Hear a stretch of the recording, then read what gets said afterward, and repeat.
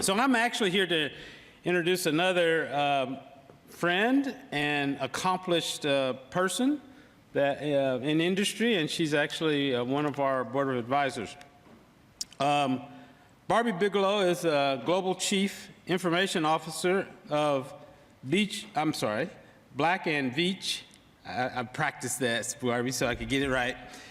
She leads digital strategy and the information technology service team, which provides the advanced tools and technologies required to execute increasingly complex global infrastructure projects. Well, that's a lot to say, right?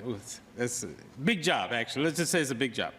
She has more than 3 decades of experience in project engineering and technology management, including leadership positions with Lockheed Martin, Jacobs advisors for the, Jacobs Engineering Engineering Group, and she serves, as I said, on the board of advisors for the college. She earned a master's degree in computer science. So, without further ado, Barbie Bigelow.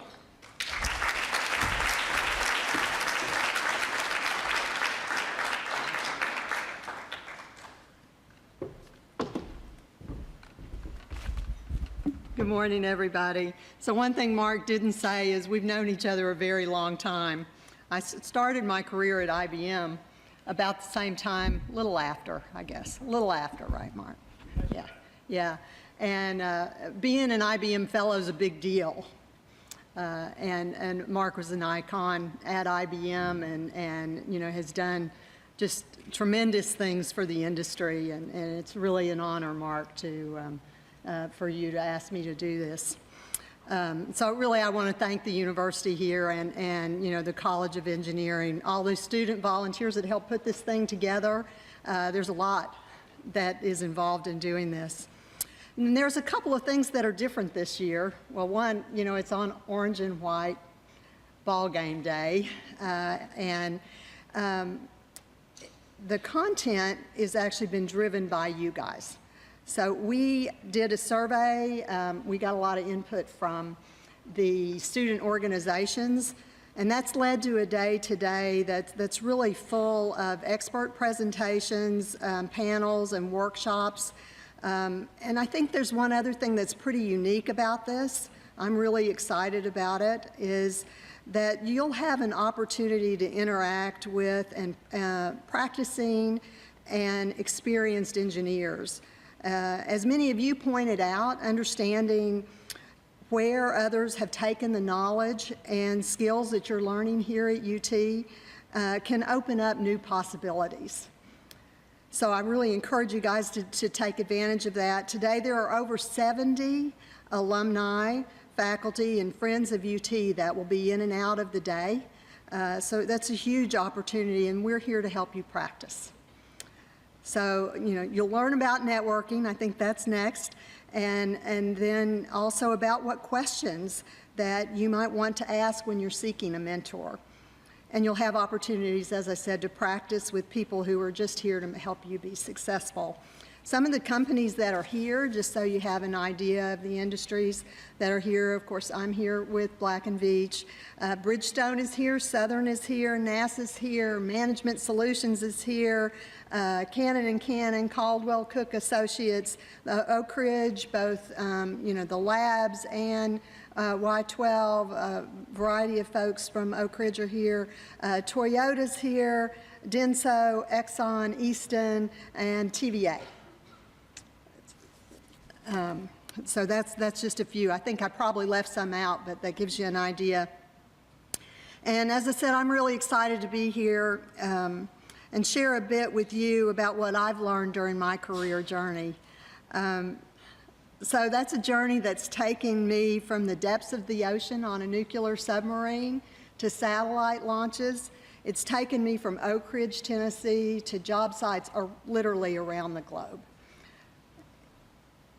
And as I reflect on it, what I've learned so far and what I wish I'd learned much earlier, there are 3 super secret superpowers for success at work. But before I tell you what they are, I thought I would share with you why I'm speaking to you today. So last year, on International Women's Day, I was invited to participate in a forum on advancing women in technology. And former First Lady Michelle Obama led one of the sessions. So I was very much impressed and impacted by the biases and obstacles that she had to overcome and the significance of her accomplishments. And when she was asked what kept her going, Michelle Obama said, "When times are tough and fear sets in, think of those people who paved the way for you and those who are counting on you to pave the way for them." So we all nodded and we were going to go on to the next thing, right? And then she said, "I mean you. I mean you. You must tell your story. It's not vanity. It's not self-serving. It is,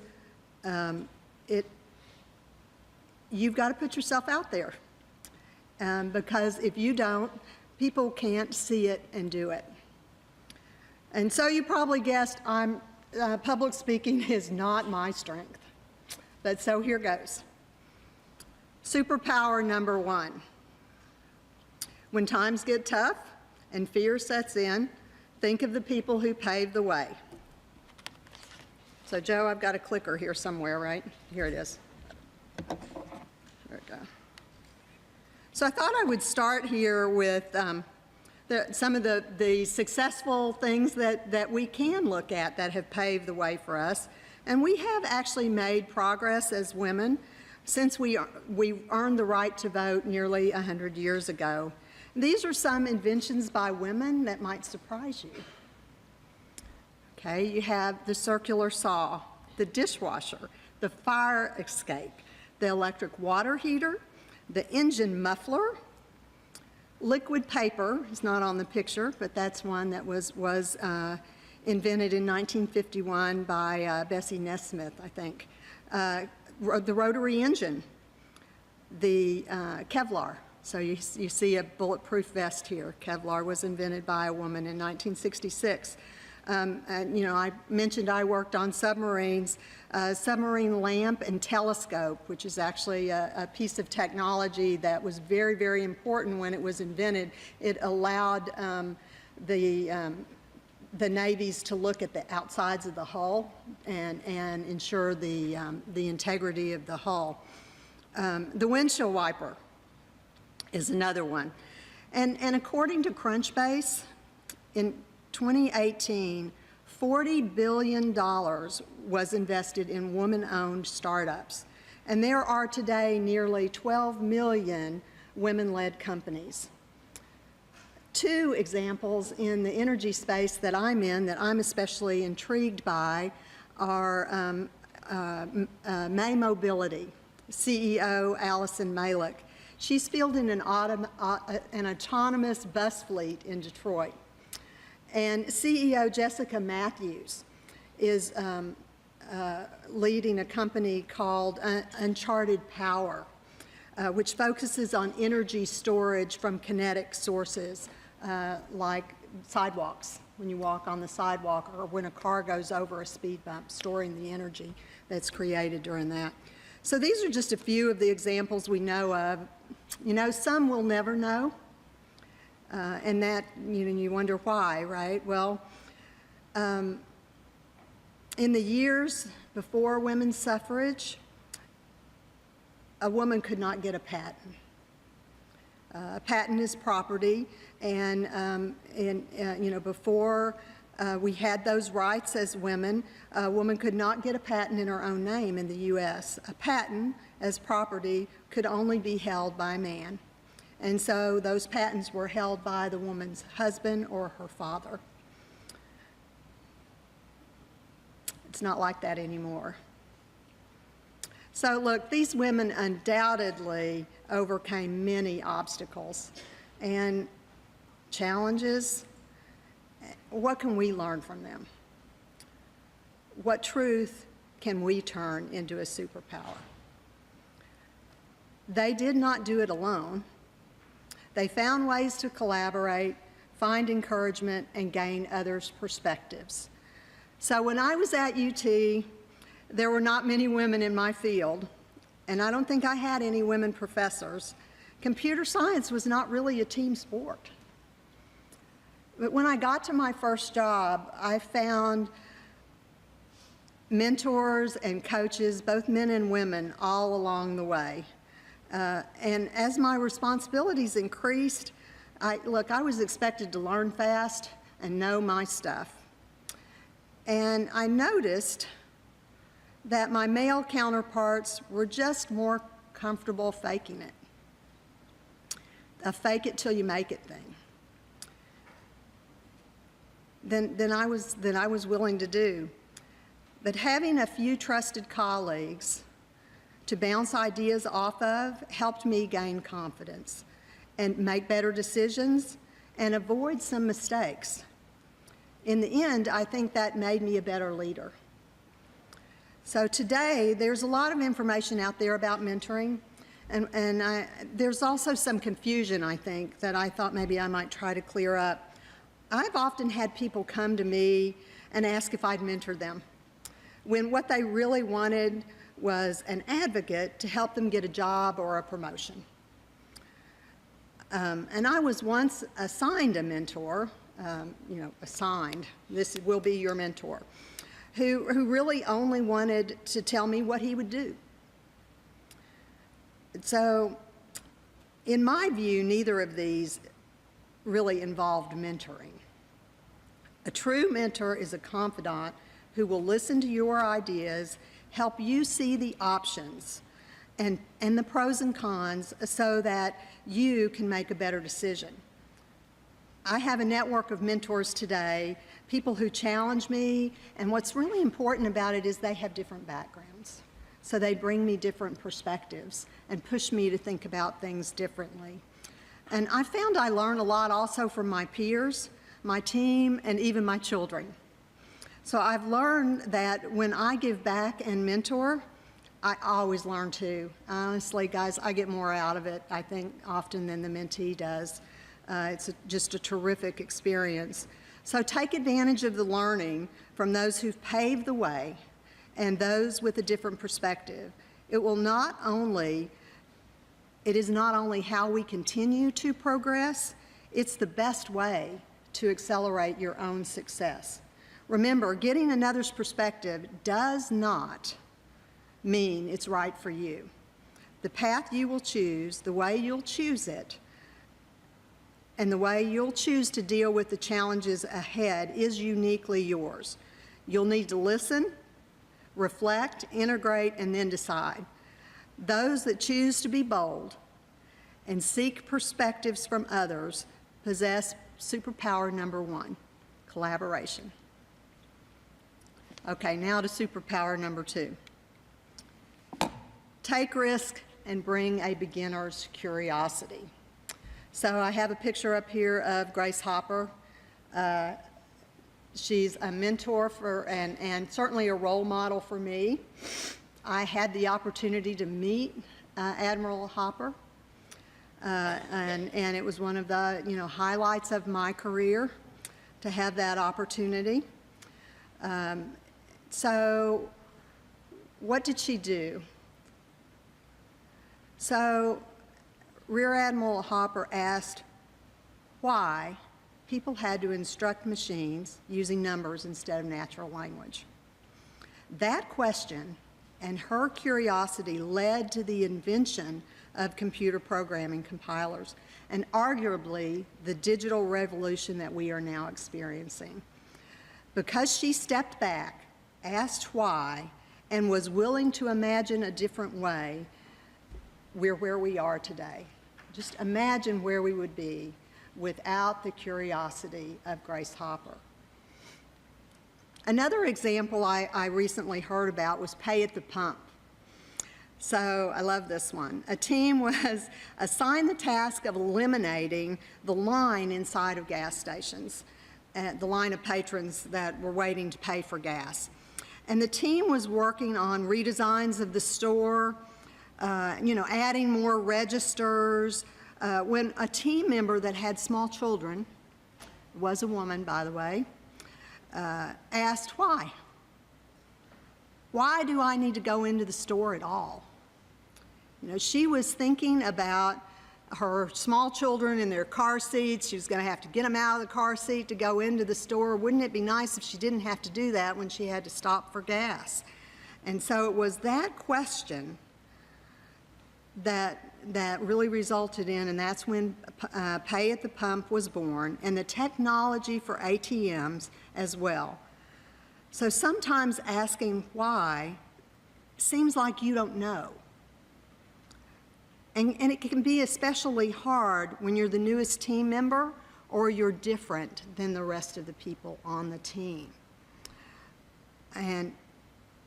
But you just remember that it's at this time when that fresh outlook and a beginner's curiosity can spark innovation. So be empowered by this. Have a beginner's curiosity with confidence. And so here's another little tip. Try the superhero stance. You might not want to do this with your team. You might want to go into the restroom and do it, or do it in the car before you go into the meeting.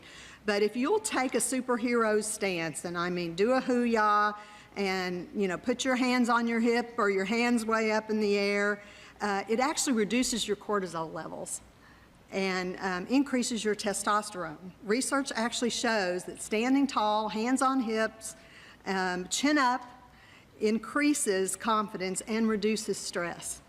So if you want to know more about this, you can check out the research. It was done by Harvard Business School, and Amy Cuddy has a great TED Talk on it. But look, you all look a little bit more confident just thinking about it. So with curiosity comes also an activist mindset. And so, another thing here is to remember you're a vol, right? We're all vols, and we are here to change the world. So curiosity is superpower number 2. Let's go to superpower number 3. Capitalize on digital. Well, I wouldn't be the technologist in the room if I didn't talk about technology, right? So this is superpower number 3, and it works best when it's combined with collaboration and curiosity. So this is a superpower that is an amp up for the other 2. To capitalize on digital means to look for the easy button and embrace technology as an enabler. So look, you guys are digital natives, right? And that's a superpower for sure, because you've got this one nailed. Most of you would never stand for doing something manually if you could get an app or write a script to do it. But that won't be the case necessarily when you go into the workplace. Some workplaces will bury you in process and bureaucracy. So you need to be the champion of technology and sell the easy button. Use your innate technology disposition to create the easy button for your colleagues. You're probably going to have to help them. You're probably going to have to help your boss. You're probably going to have to help them understand how technology can make their life easier. But as you look for ways that you can automate, you will really add value to where you are. Look, the statistics on the future of work vary, but they all confirm that the jobs and the tasks that are done by people today are going to be automated in the next 10 years. The estimates range somewhere between 38 and 52% of all job tasks will be automated. So who's going to benefit from that? Those with the know-how to automate. So there's never been a better time to be an engineer. And there's never been a better time to be a really good tech-savvy engineer. Do you want to have it all?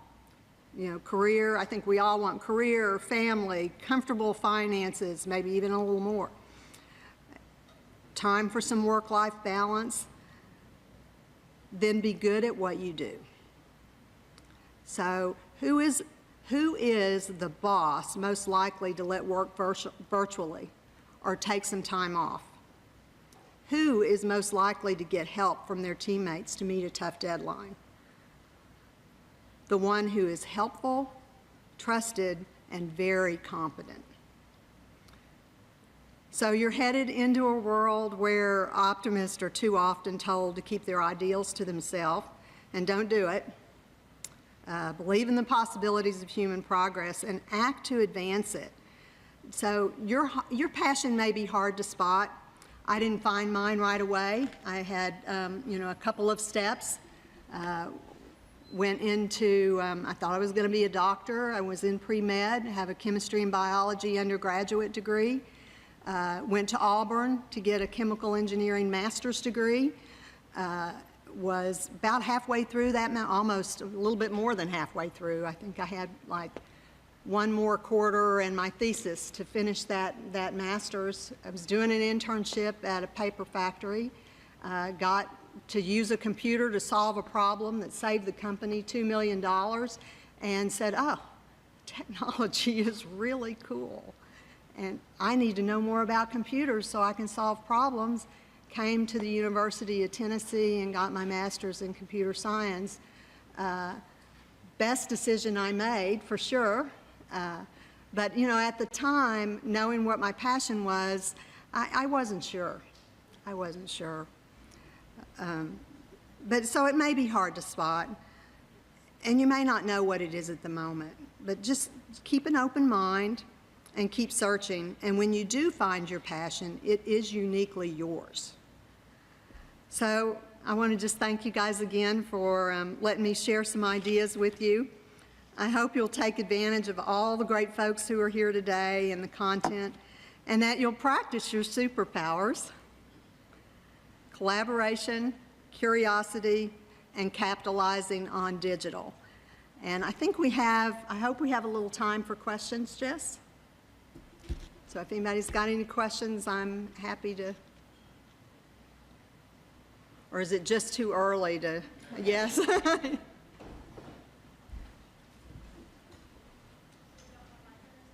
don't know, just shout it out. What would you say is the most defining move you've made in your career to where you are today? Oh, wow. What would I say is the most defining move that I've made in my career to get to where I am now? Well, I think there's two things. You guys probably can't hear me. Sorry. Two things. One, I don't think I ever said no.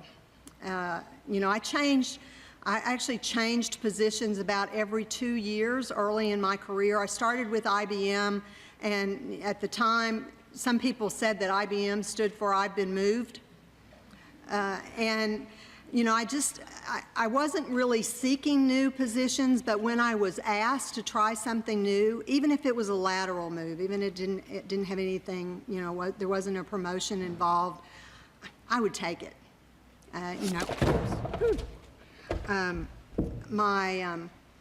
My thinking on that was that, look, if somebody had that kind of faith in me, it was worth trying.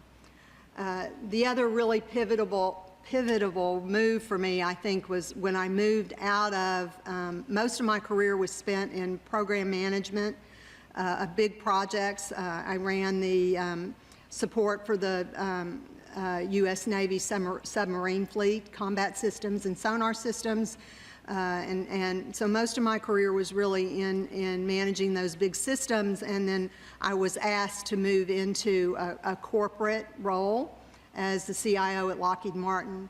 And so that obviously changed my career trajectory quite a bit. I honestly thought that was going to be a 2-year assignment, like my assignments up until then, and then I would go back and run another part of the business. It didn't quite work out that way. The CIO job was incredibly challenging. I love the fact that you get to see the whole business. You get to see the whole business process. You're involved in everything. And, you know, I just really found that there was a lot of challenge, a lot of complexity there, even more than some of the big projects that I'd been leading. And so that was kind of a pivotal point for me in terms of where my career has led me. Thank you for the question. Way in the back.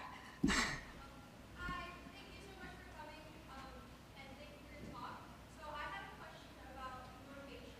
So you've done a lot of management as well as leading teams, and you have a wealth of knowledge. So I have a question about how can you motivate people in terms of being more responsible and working harder in, projects? Yeah. So everybody probably heard the question since I could hear it way up here, but she's asking about motivation. How do you get people motivated? How do you get people involved? So I think for me, the number one thing is tie everybody's job to the mission, right? So, every company, every organization is doing something, and usually doing something for somebody. There's a customer, there's a client, there's whether, even if you're trying to solve world hunger, you have a mission. Even if you're making toilet paper, you have a mission. and so if everybody really understands how they're contributing to that outcome, I think that's very motivating. The other thing is give people accountability. Let them own their piece of it. I think for me personally, the most demotivating jobs I've had are jobs when somebody was telling me both what to do and how to do it. So that I wasn't able to bring anything to the role. If you're bringing someone onto your team, you're doing it because they can contribute. And you got to give them that opportunity, and I think that's another way to really help people be motivated. It's a great question. Yeah. So I have a question a little bit for some of the college students that are here right now. So what were some activities that you participated in that you felt make you more well-rounded, or maybe an experience that you had that you felt made you more prepared for entering the workforce than just the classes that you took? Okay, that's a great question. What activities, what things did I feel like helped prepare me when I was in school? So my parents aren't in the room, so I'll say this. So I went to a small college to get my undergraduate degree, Tusculum College, and Tusculum was in a dry county and did not have really anything to do, right, other than what we did on the campus, what we made for ourselves. And I ended up as the director of student activities. And my parents were super upset about this because they felt like, that was that was head of drinking, and I shouldn't be doing that, and I should be focusing on my studies. But honestly, the leadership that I learned in that role in terms of, helping a group of people figure out what we were going to do, and we did some pretty big events. In Greenville now, they have the Old Oak Folk Festival. You guys may know about that. I helped put that together when I was there. So, events like this are huge opportunities for leadership, and the team that helped put this together. This year, this event was almost exclusively student-led. And we made that switch. The first year, the Board of Advisors really led it. The second year, we kind of did it as a joint thing. The second time, and now from here forward, it'll be a student-led event, primarily because, of the leadership opportunities that it provides to the students to have it run that way. It's a great question. Yep. Thank you, guys.